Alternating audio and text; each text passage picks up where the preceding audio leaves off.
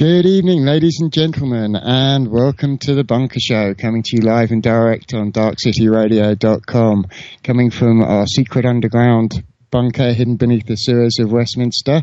And we're going to be looking into some interesting subjects today, covering quite a broad range. And helping us in the bunker today is a lady bringing us some sunshine down here. Here's Helen. Good evening, everyone. Thanks for tuning in. Really looking forward to tonight's show. Don't forget to come join me in the chat room. It looks like we may have a bit of a chat room split tonight, but if you come in, hopefully you'll see Big Silly Grin, that's me, in the chat room, and Fabrice and Dark City, and then you're in the right one with us. And bring your questions, bring your feedback for the show, and I'll get them on there for you.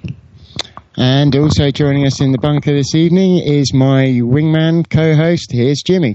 Thanks, Fabrice, and hi, Helen, and hi, everybody out there. Wednesday night, wouldn't want to be anywhere else. And this evening, we've got an interesting guest for you. Some say he's the medical profession's answer to David Icke. Some say he's more medically qualified than Dr. Judy Wood. Some say he's been down more rabbit holes than Brian Gerrish looking for a common purpose. You may know him as the junior hospital porter that stands against the New World Order, and we know him as Ben Emlyn-Jones. Thanks for joining us on the show, Ben. Hello, guys. How are you all doing? Thanks for inviting me on, Fabrice. It's good to meet you all. It's a pleasure to have you on. I've been looking forward to seeing if you could come and give us some medical support down here in the bunker since our very first show when we had Martin Beard on. And what I'd like to know is, how did you get started, and how would you describe what you do, and what is HAPANWO? Well, HAPANWO stands for Hospital Porters Against the New World Order, because when I first started to become active in this scene, I came across a man called Jack McLam, who was an American, who had a group called Police Against the New World Order. So I thought, well, if police can have a group against the New World Order, why not hospital porters? And I was a hospital porter at the time. In fact, I was for many years. And so I thought, right, Hospital Porters Against the New World Order it is. HPANWO, HAPANWO. And so I started with a blog, just writing a blog, and then that sort of blossomed out into, I started another blog. I started putting my fiction online as well. And I started doing YouTube videos and eventually radio shows. So it became a very multimedia experience for me, and that's what it is today. And how long ago did you start doing your blog? Because I know you've been at this quite a long while, and I think it was way back in 1993 when George Bush gave his infamous New World Order speech. So how long have you been doing what you've been doing? Well, I sort of had I was oblivious for sort of 13 years after that, because I started HAPANWO in 2006. However, I was on the old forum scene before that. Do you remember the good old forums before Facebook came along? And yes, I do. I remember the Yahoo and Google groups, and before that, IRC and such like. I still love those old forums. I still got a forum. I keep it going. But I suppose over the period, maybe in the late 1990s, I started to see the world differently to how I'd seen it before. For reasons I'm not entirely sure of.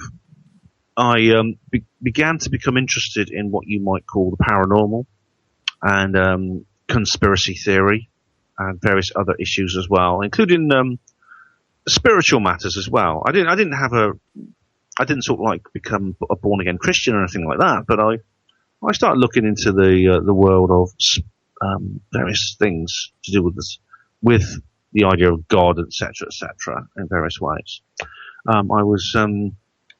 I came from a Catholic family, you see, so I used to go to church. But then I became a complete atheist for a while, like Richard Dawkins would appreciate, I'm sure. But then I started to see the world very differently, and it sort of built up slowly. There's no one moment when I kind of became conspiratorially aware. It was a long, drawn-out process involving several different subjects, including UFOs, space exploration, ghostly hauntings and things like that, which I started looking at separately, and then I began to realise that these different subjects that I was interested in all seem to lead in a particular direction. They all seem to be leading to a particular conclusion, and that's basically the world is not what I thought it was. And this is a process that's continued to the present day. Were you a science fiction fan, perchance, Ben? I was at the time, yeah. In my teenage years, I used to love Arthur C. Clarke. It's interesting because, I think via science fiction, a lot of dystopian futures have already been kind of laid out really clearly, and I think it's interesting to see it kind of play out now. Oh, definitely. I mean, reading, it's something like some of the old science fiction, not just science fiction, but some sort of dystopian futuristic fiction like George Orwell's 1984, and more, I suppose, to a lesser extent, but maybe not quite so, Aldous Huxley's Brave New World, which was older than 1984. But again, you see that some of these people are quite prescient. It's almost as if they had insider information. Orwell, in particular, I think. Well, Orwell's a member of the Fabian Society, so he may well have had a insider sneak preview, let's say, of what was to come. Yeah, well, H.G. Wells was a member of the Fabians as well, so that says quite a bit, doesn't it? Yeah, because that's interesting, because he wrote, of course, books about alien invasion and future worlds in which that basically humanity had split into two and things like this, into two different species, and all kinds of strange things that really sort of like match a lot of what we're talking about now. I mean, Arthur C. Clarke was more optimistic, I think. I used to like Arthur C. Clarke. He was more, his visions of the future were usually quite pleasant and quite you think, he's going to be all right in the future, we'll get things sorted. Quite positively aligned, yeah, in the same way that Robert Anton Wilson, another of my favourite writers, is as well. Yeah. So when you start to look into some of those things, Ben, in terms of I guess some of the anomalies or some of the unexplained things that happen when you look into sort of spiritualism and some of those sort of almost psychic premonitive events and such like, you often come up with anomalies. And it's, I guess, you spent quite a lot of time looking into some of those. Yes. You mentioned UFOs briefly, and one thing that we like on the Bunker Show are questions that stand the test of time and that demand an answer. So, for example, last week when we had David Henke on, we put forward the Peter Heyman, the Cyril Smith, and the Jimmy Savile questions that either somebody knew what they were doing and let it pass, or the systems that are there to protect important people don't work. Either way, there's a national security implication.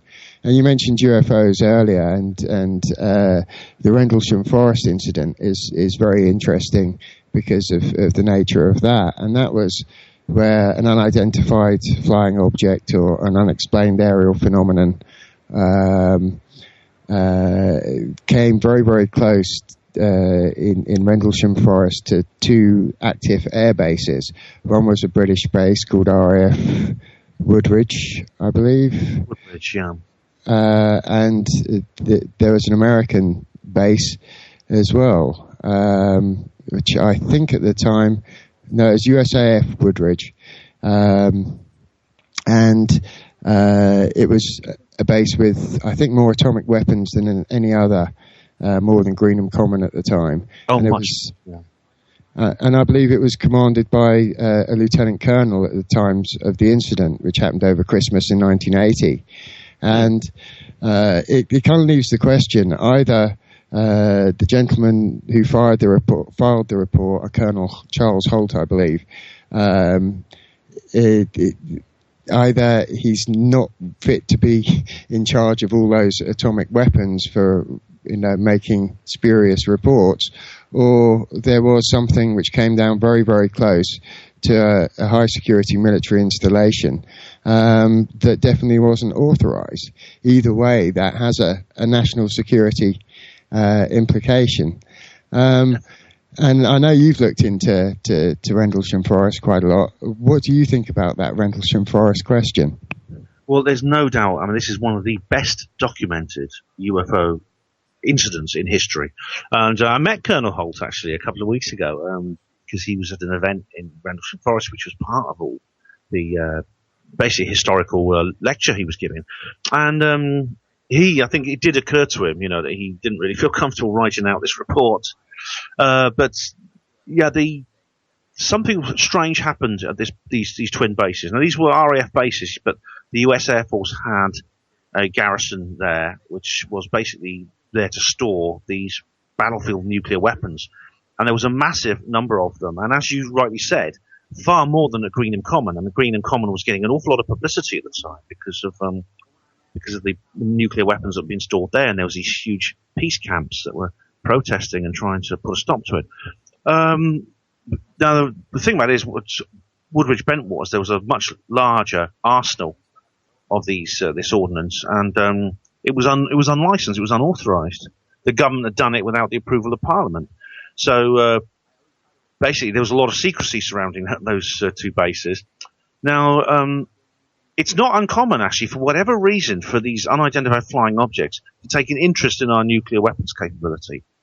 I don't know why. You'd have to ask them. I mean, we're talking about, it's hard to put yourself in their shoes, basically, if they have shoes, if they even have legs or feet.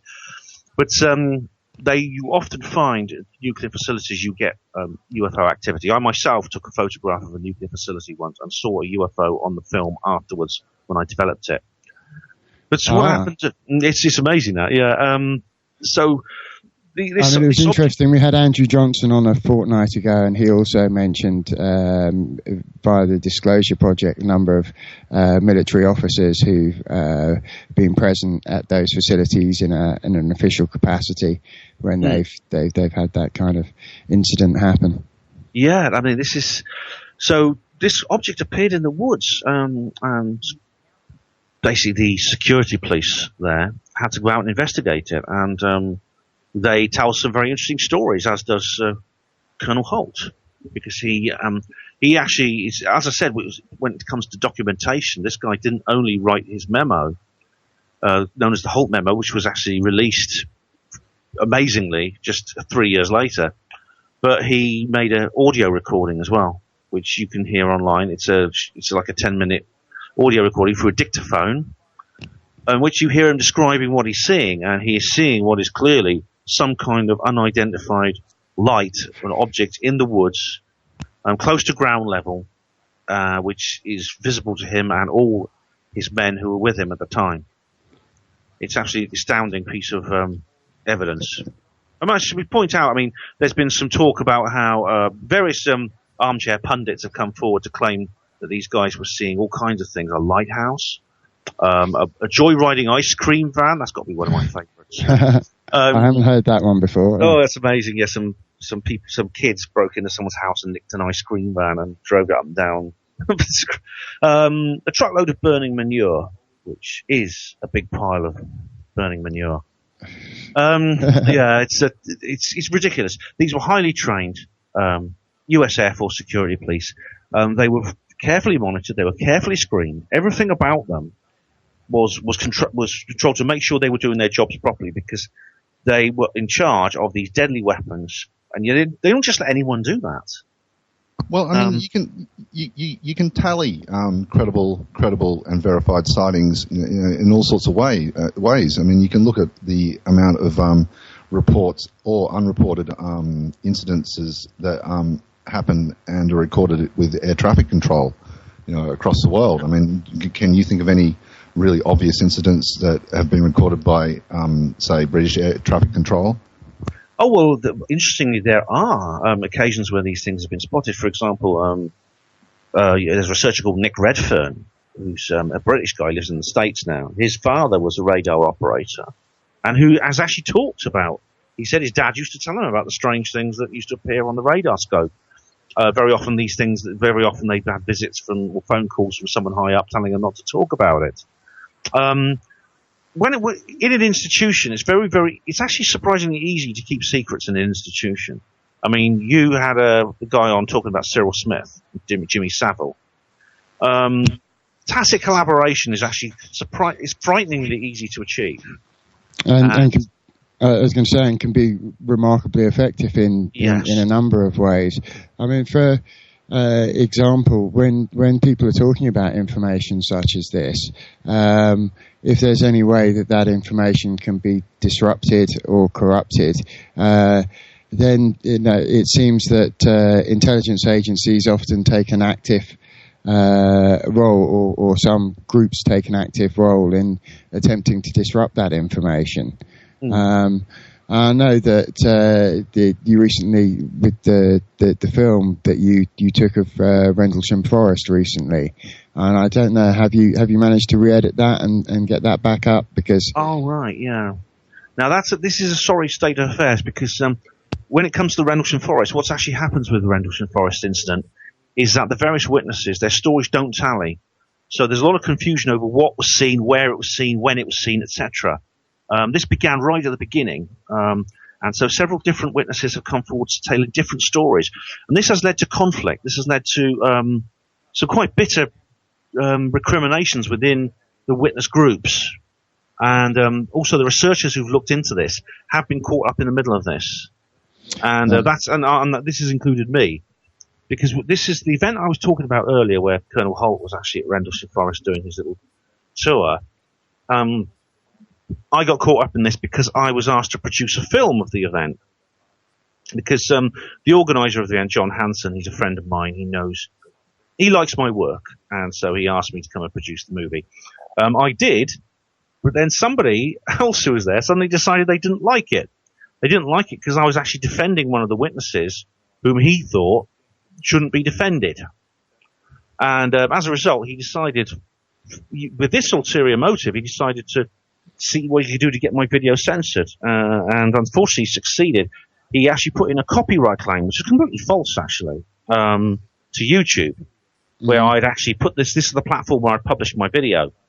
And unfortunately, YouTube agreed to remove the video, and I'm currently struggling to try and get it restored. This was only a couple of weeks ago, so these things move very slowly, and YouTube always tends to err on the side of the claimant, I found, in all these situations, which is something maybe they need to look at their policy about that. It's a difficult one, because as far as copyright law stands, that actually if you film an event and you make it known that you're filming an event and it's a public event, then if you wish to make any copyright claim on what you're stating, you have to do so before the event. Otherwise, after it's done. But as you say, YouTube usually err on the side of the complainant. So hopefully it won't be too much longer before people can get to see that film. Because not longer. No, not much longer. I'll tell you what. I mean, I've actually been aided and assisted by a lady called Jilly, who's she's an expert in journalistic law. She was actually at the event, and she's actually told me exactly what she came across. She went up to the Copyright Designs and Patents Act of 1988, which is the principal piece of legislation that organisations like YouTube will use. And it does state very distinctly in Section 58 that you can't, if you're doing a live speech and someone is filming you, you have to tell them beforehand. If they're doing it openly and they're not doing it secretly, you have to tell them openly, can you please not film? If you can't just allow them to film you and then change your mind afterwards because you don't like what they filmed or you don't like another aspect of their movie. Jilly actually helped me with this. Now, what this guy's doing, who's made the complaint, he's essentially using copyright law as a weapon to silence somebody he doesn't like, somebody he resents for defending a man he doesn't like, which is an abuse of that law, as far as I'm concerned. That's not what copyright law was intended for, which is very, very. I think that's really, really a very bad thing for him to do. Yeah, I think it's. I think that's why it's very important that actually it's followed through, because it could set quite a dangerous precedent. The good news is, sorry. It only goes to show, any possible weakness in his point, because really you should be open to debate. Well, this is what I thought. I mean, at no point have I ever suggested that anyone else shouldn't have the right to say what they think, whatever version of the story they believe. As for the film, I made what I thought was a very professional documentary, which was respectful to everybody involved, including Colonel Holt himself. Even though I did disagree with some of what he was saying, and I objected to some of the things, and the general tone of his lecture, I did object to. but I think I did it respectfully, I did it professionally, and I did it in a way that a proper filmmaker would do. And John Hanson brought me into the project because he did trust me to do that, and he said so. He said, I mean, he knew my views on Larry Wallen, the man I defended, who was one of the witnesses that a lot of the other researchers don't like. He knew my views when I brought me into it, and I did say I will express my views in this film, and he said fine. I mean, that's what all filmmakers do. I mean, the good news is, I should point out, the good news is that I am still working to get the video restored to YouTube, and what's more, I'm going to move it to another platform. There's plenty of other options, including file sharing and client systems like BitTorrent and things like that. There's plenty of options which I'm going to work on and get that video uploaded. It's quite a big video, so it might take a long time. Yeah, I have a copy of it if anybody would like it. In the meantime, if anybody would like to drop me a line, and I can pop them a copy, because it's worth seeing, and it is a very professional and balanced video, which is why it really should be restored. And it is, it's interesting with some of the clashes that can occur, that get in the way, as Jimmy was saying, of being able to take a conversation and move it forward by respectfully debating. One of those things, I mean, do you find that to be a challenge with some of the films that you make, to be able to I guess stay balanced, and also be able to genuinely show people what your experiences are? Yeah, I mean, I find it quite easy, I think, to sort of like to present both sides, or present my viewpoints, my particular opinions in a sort of professional way. I don't have a problem with that. I've found that no matter what you do, you're going to upset somebody, no matter what you say, no matter what you do. So it's always, I mean, it's unavoidable, and I get hate mail quite a lot. And I think anyone on the internet gets hate mail. That is unavoidable.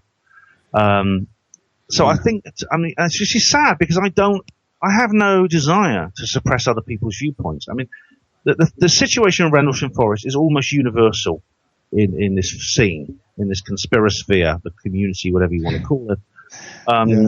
It's, I mean, the man who attacked me has attacked several other people as well. He's sent nasty messages to several other people. We've also got situations with 9/11. Now, you mentioned Dr. Judy Wood at the beginning of your introduction. Now, Dr. Judy is a lady I've looked into an awful lot. I've been to see several of her live shows. I find what she does very impressive. And when I've spoken about this openly, I've been attacked. Mm-hmm. I've lost friends over it. Rather than people saying that, what's surprising is people don't actually, they won't come to me and sort of try and sort of like talk me through it. They'll say things like, "Oh, you're a shill," or you're spreading disinformation, and things like that, and you are putting people off the truth of 9/11. And so I said, okay, so why am I wrong? And then, boop, they blocked me. Yeah, so what's commonly known as playing the man rather than the ball. Yeah, that's exactly it. And so that's another example of some of the bitterness and complaints some of the bitterness that comes through. And I'm not a sort of person who enjoys that sort of thing. I don't thrive on controversy and conflict. I just find myself inevitably drawn into it, because there's no other way, there's no other alternative. And do you think that has its own challenge? I mean, one thing that I'm amazed with, Ben, is the amount that you do. I mean, you go to a number of conferences every year. You report back on those, which is a great tool for people who don't have the opportunity to go and see those. You also, as you say, you probably have quite a full mailbag in a few ways, and you're also able to produce your blogs and your weekly Hapamo radio show. So, how hard do you find it to be able to keep your balance? Maybe when you're having people maybe not be so supportive with their energy. I know. It's tricky. I mean, I'll say first of all that, I basically attend as many of these events as time and money will allow. And I've been lucky actually because I've been given press passes by several people, which means I haven't had to pay to get in because they know that I do these reports. Some of these conferences I've been to are working trips. The last 2 Basis project conferences I went to were working trips. In the first one I did a speech, I was one of the speakers, and the second one I was the master of ceremonies and a judge in the film festival. So again, it's kind of like I'm a member of staff, so I don't have to pay. Same with the Rendlesham Forest event. Now, you mentioned bases there. We were talking about a little bit about UFOs and MILAB's military experiments and psychological operations, and those are some of the things that are covered with the bases conference. So they had their first ever film festival, I believe. Yeah. And that sounds like a really interesting project to give quality amateur, semi-professional and professional filmmakers the opportunity to show their work. So can you tell us a little bit about your involvement with that? Yeah, I was selected, or someone asked me if I'd be a judge in the film festival, Miles, who organises it. And I said I was glad to. I was going to go to the conference, and I was very, very keen to go to the conference, and so I said yes. Now, the film festival is, like I say, I think it's the first event of its time, apart from like the EBE awards you get at the UFO Congress in Laughlin, USA. But basically, on the Friday, this was actually last Friday. The conference room was set up as like a cinema, and the films were played one after the other. There were 10 entries. And some were just a few, very short. They were just a few minutes long. Others were over an hour. One was 2 hours, over 2 hours, one of them. And so we went through them one by one, and I made notes. And at the end, we had to judge which ones were the best. And that was not easy because I know it's a bit of a cliche, but standards were very high. I liked all the films that were submitted. I mean, Miles selected a few to nominate because he had lots of entries. And I think they were all very good, and I had to pick a winner, and it wasn't easy. And the winners received a beautiful trophy, which was designed by Mirjam Janse, who's a Dutch artist. And it's like the Bases logo in 3D on a marble plinth. It's pure bronze. And there was a sort of an awards ceremony at the end of it, and we were like giving out, unfortunately, only 2 of the recipients were there. One of the runners-up and one of the winners. So, but the winners and runners, the other winners and runners-up are all going to receive their prizes. They've all been informed that they won. So congratulations to them. It was a great day, that film festival. I loved it. And what subjects did they cover? What was the content about and like? Oh, it was centered around the kind of subjects that I think maybe you'd cover on this radio show, which is and the ones I do on mine. I mean, for example, one young lady called Anna Braga, she made a film about she made a very good short film, just 5 minutes long, but it was about the fluoridation of drinking water. And it introduced the viewer into the subject very, very briefly and informatively. And it had interviews with activists, because at the moment in Bedfordshire there's a campaign to stop the fluoridating the water in that region. So that one a runners-up prize. And there was another film called Voices from the Gas Fields, which is all about fracking, and it was extremely moving as well as informative, because basically it was about the anti-fracking movement in the UK, but also in Australia, where it's far more advanced. I mean, some areas of Australia have been devastated by fracking already. The entire environment has been destroyed, and the people who live in the areas where this is happening are sick. They are dying, and they can't move out. They can't sell their homes, and their land's dying. It's quite a shocking film, and that was by Ian R. Crane, wasn't it? Yeah. Voices from the Gas Fields. So that was an excellent film too. That was. Sorry. I was going to say, so it'd be well worth people paying that some attention when it comes out. It is released actually. It's on YouTube, and You can buy DVDs of it from Ian Stalls when Ian does live shows. And do you know if the other films will be available soon, or are they already out for people? Well, most of them are actually already available. They're either, some of them are on YouTube. Others are, you can buy DVDs of them. There's some of them, I mean, they're from all over the world. Some of them are American, some of them are British. There's a Dutch one. You get the DVD of that. So there's different ways you can actually get hold of these movies. And I think they're all worth seeing, in my view. I mean, I had to pick favourites. I had to pick a runner-up and a winner from each category. But I think they all were pretty good. And there are quite a number of speakers at the Basis conference as well. So who did you find engaging over the last weekend while you were there? Oh, again, the quality of the speakers was also very high. I think there was my favourite speaker was probably a man called Graham Harvey. Now, he talked about farming and he talked about agriculture and how, there are ways and means of improving it. And I think that's very interesting. It's also very important because I suppose farming is one of the most important things in the world, because if we run out of food, then nothing else matters.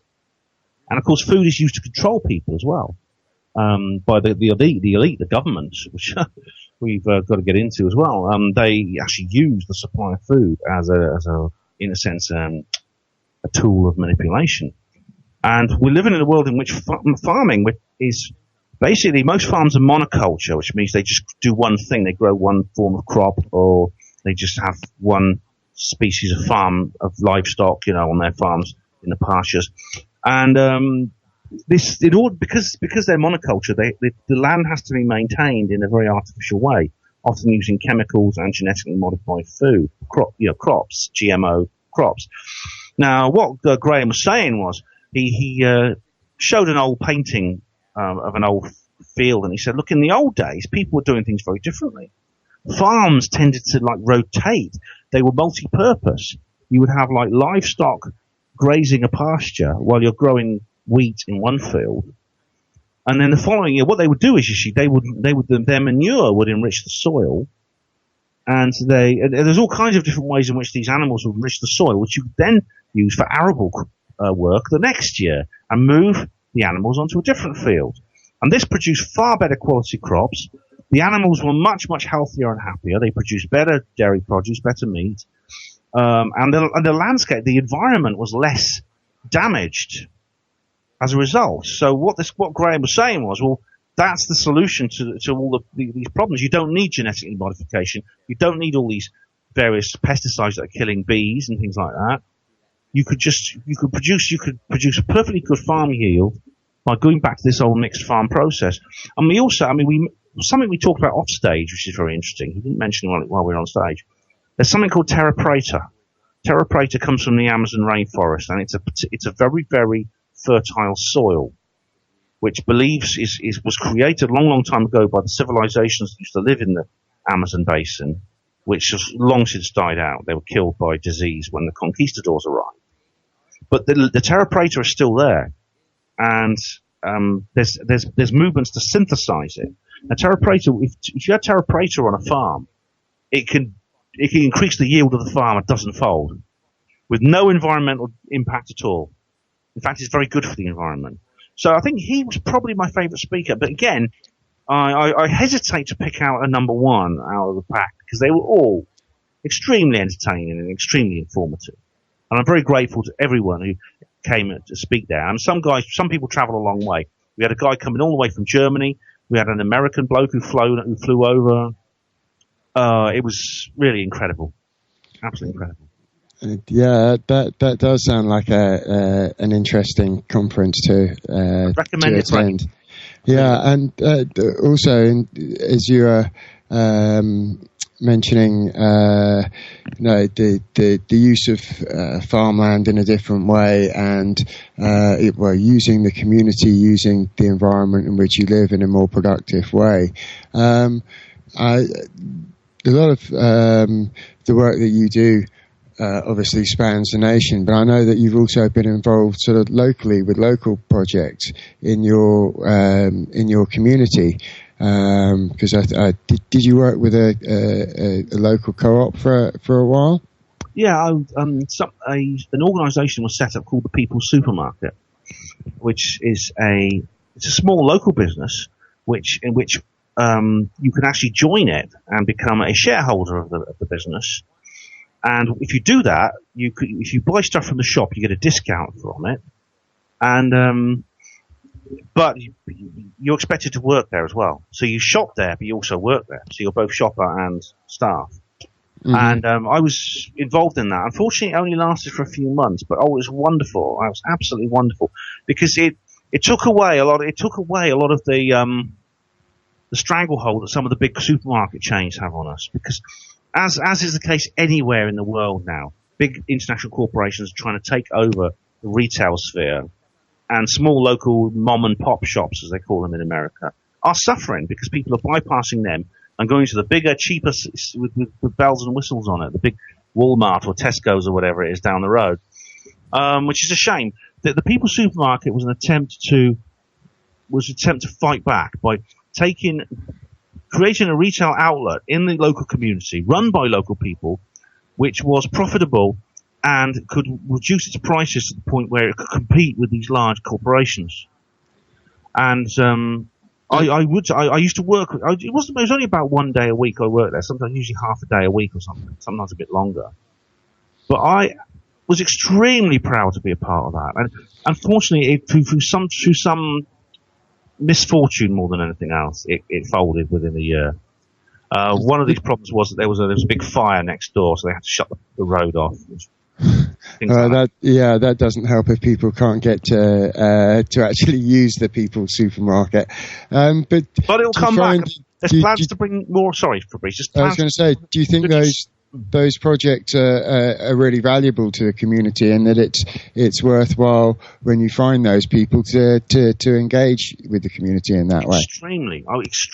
I would recommend to anyone, please, when you're going out shopping, I know it's tempting to dip into Co-op or to Tesco's or Sainsbury's and pick up the 90p loaf of bread, all right?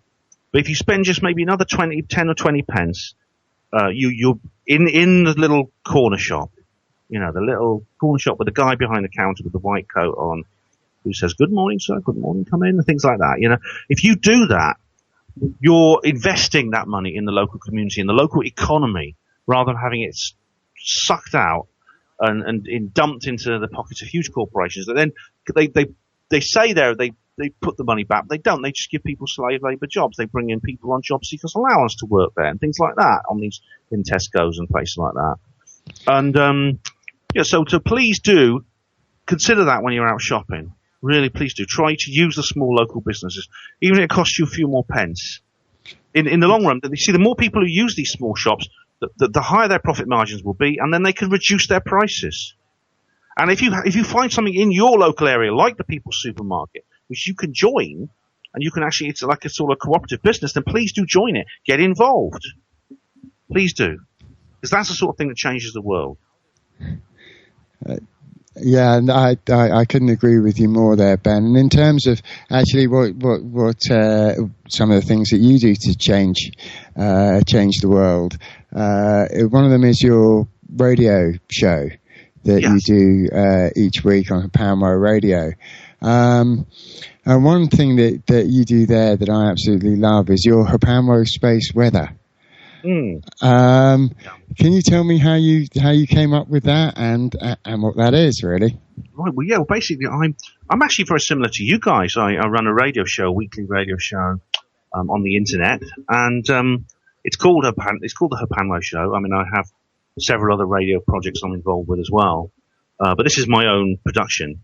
And yeah, I mean, what I do is I like to bring on a guest every week. I like to play music as well, and give out news stories and things like that. But also, I have this segment which is space weather. Now, space weather is like the normal weather. It's like reading out a weather forecast, but it's basically things in space. Space weather is basically anything out there in space that affects the Earth. So this is things like solar activity. It's things such as meteors and comets, which can have an effect on the Earth, and solar storms and things like that, and the moon as well. The moon has a big effect on the Earth, depending what phase it's in, and it has effect on tides, and how dark it is at night and things like that. So that's basically. So I thought, well, I'll do that because that's a bit more. It's a bit more sort of involved. It's a slightly sort of like. It brings the listener's interest into a larger space. Do you know what I mean? Rather than just reading out the weather. It makes them aware of the whole world and what's beyond it, which of course is a big interest of mine because I'm interested in space exploration, and of course I've identified flying objects. And again, it's something that engages people because you point out if there is anything interesting in the sky, or if there is anything interesting going on. Have you ever thought about? I know one of you. Have you ever thought about sort of doing a geological weather forecast or Earth forecast? I'm not sure that's the right sort of thing, but in terms of sort of earthquakes and tremors, I know we don't get too much activity here, but have you ever thought about something of that nature? I'm not sure I'd have time to do both, but it's a good idea. That sort of thing is a good idea. Yeah, Earth weather, I suppose you call it, or underground weather, or something like that. I think the fracking issue would come into that as well, because of course we don't get, in this country, we're lucky we don't get much natural geological activity such as tremors, which of course can be extremely destructive, kill people in vast numbers. But we do have the risk of fracking hanging over our heads. And Blackpool, for example, recently had its first earthquake in 110 years. And coincidentally, well, no one pretended it was coincidental. I thought someone was going to. It happened just when the test fracking well was drilled, just a few miles away. So, geologic forecast plus fracking days. That's a good idea, actually. I'm not sure I've got time to do it myself, but because you get around you get around quite a lot. I mean, you could even one of your films. I think you did it just down the road from where I am when I'm not in the bunker in Brighton on the newspaper report about the Time space portal. Yeah. And could you tell us a little bit about that? And actually, also, maybe you're working to Helena Duncan as well. Yeah, I can. Well, those are quite similar events in a way, because now the Brighton situation was very interesting because I came across a news report which was it was presented on TV and it was presented in the newspapers as a novelty story, a kind of a joke story, because it appeared in the Metro. And it was on a TV program. And it talks about, what it said was that a lady had been out walking her dog in Brighton, and she'd come across an interdimensional portal. That was she said a vortex was her exact words, and she was very concerned because she worried she might lose her dog. Her dog might get sucked into it. And so she reported it to fixmystreet.com, which is a website which it deals with basically, as it said, reporting faults in local government services, for example, street maintenance, but also for things like broken street lamps, dustbins coming loose, and things like that. And so she reported it to that. Now, Brighton and Hove Council said they weren't going to take any further action. It's hard to know exactly what action they could take. But I was reading through this, and I thought, let's check the source. So I checked the source article, and it was actually from the Brighton and Hove Argus, which is the local paper down there. And it was written by the crime reporter of that newspaper. So, very odd. I mean, this journal, which is has different themes and different pages which do different things. They got the crime reporter report on what she was saying. And I read through it, and it didn't have the tone of a novelty article. It actually sounded quite serious. So I thought, I'll take my camera down there and I'll investigate. And so I basically got on the train, went to Brighton, and found the place where it happened. And so I had a look round to see if there was anything unusual. And what made me think that there might be something unusual is the idea of interdimensional portals is actually, firstly, it is actually quite a plausible one. And secondly, there's another area not far away from where this happened, which has already developed a reputation of being, shall we say, connected to things out of this world, and that is Clapham Woods. There's been several books written about Clapham Woods, and they describe sometimes quite alarming situations, the presence of strange non-human animals and creatures. And this lady from the Hanover in Brighton, she actually said she made 2 reports to Fix My Street. The second one said, I walked down there the other way and the interdimensional portal is still there. And I saw a snake coming out of it.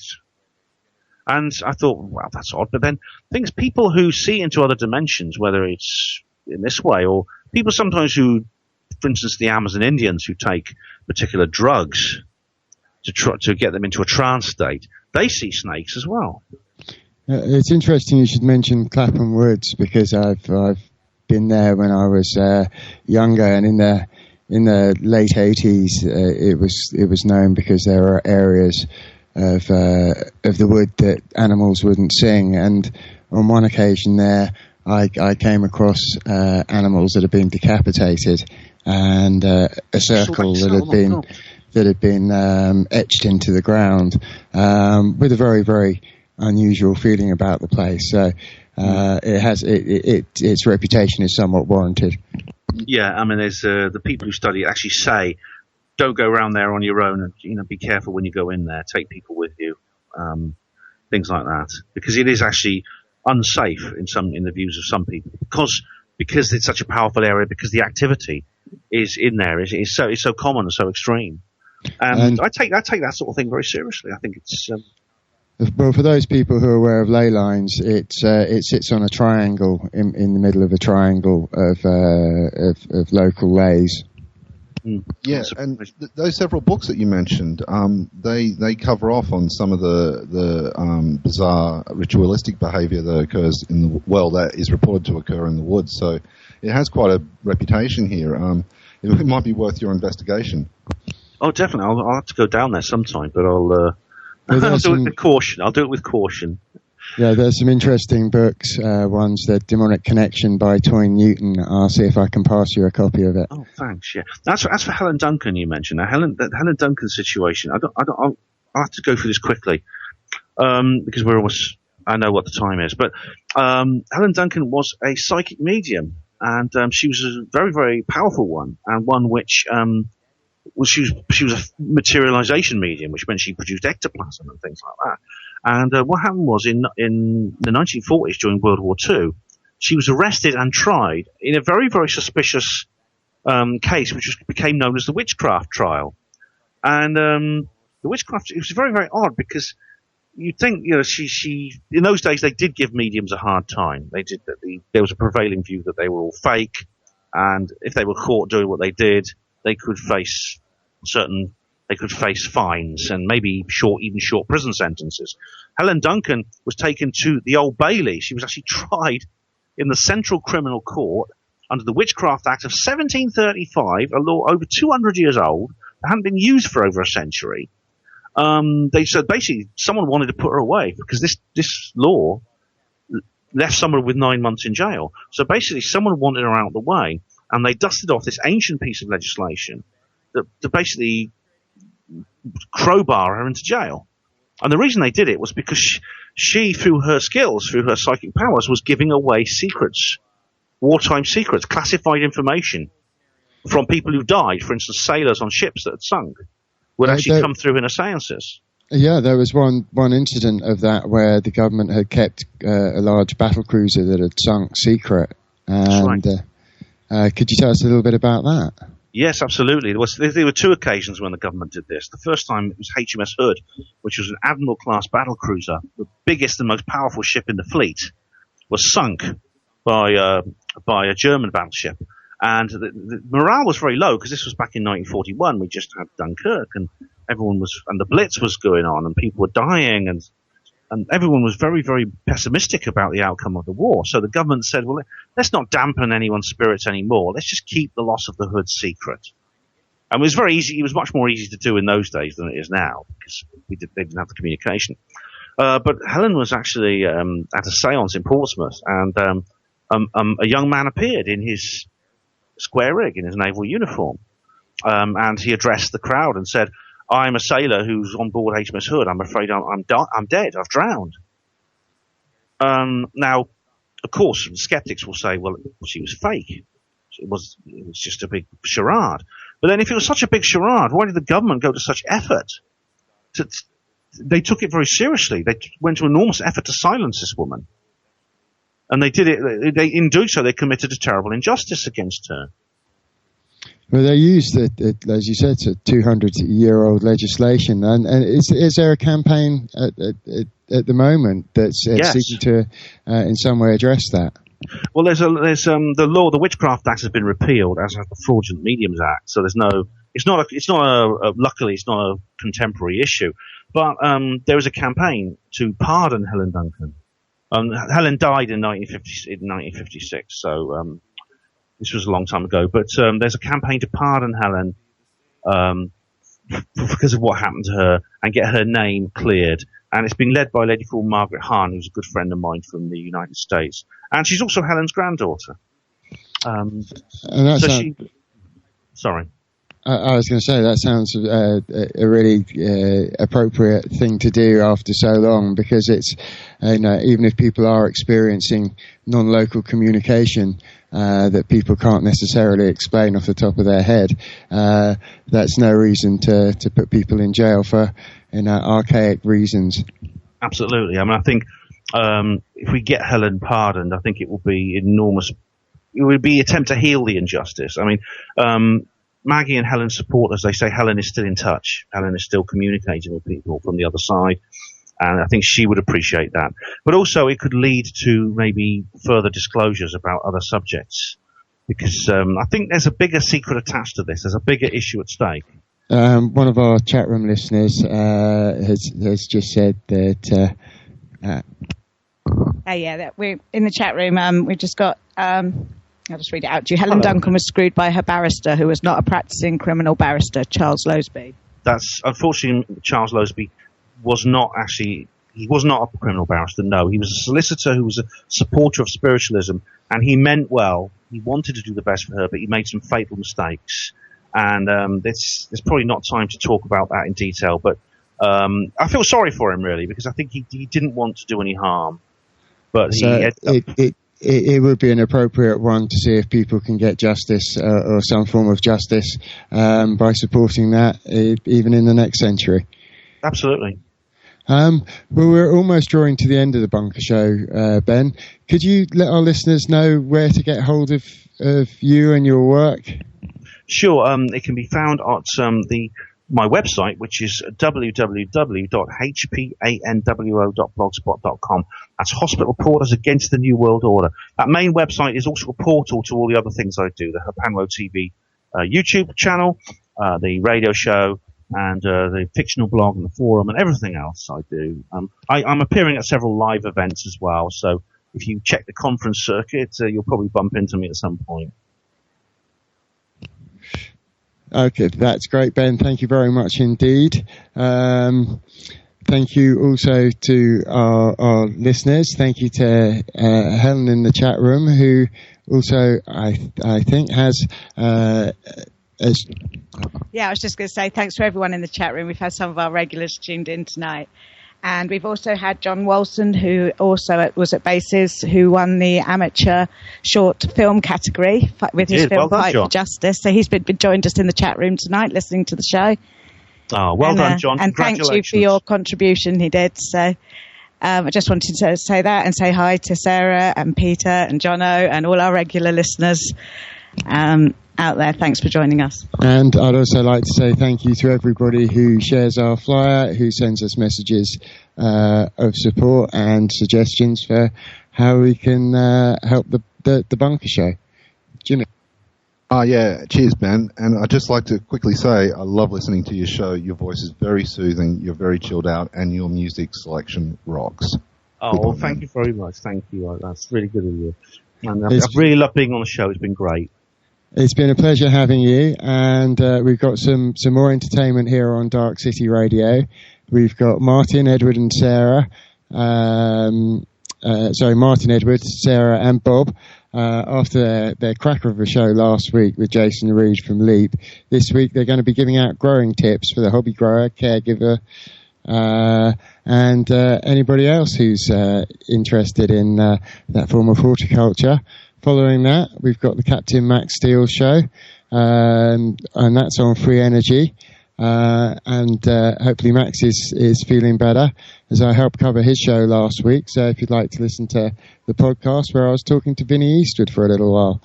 And all that remains is to say see you next week.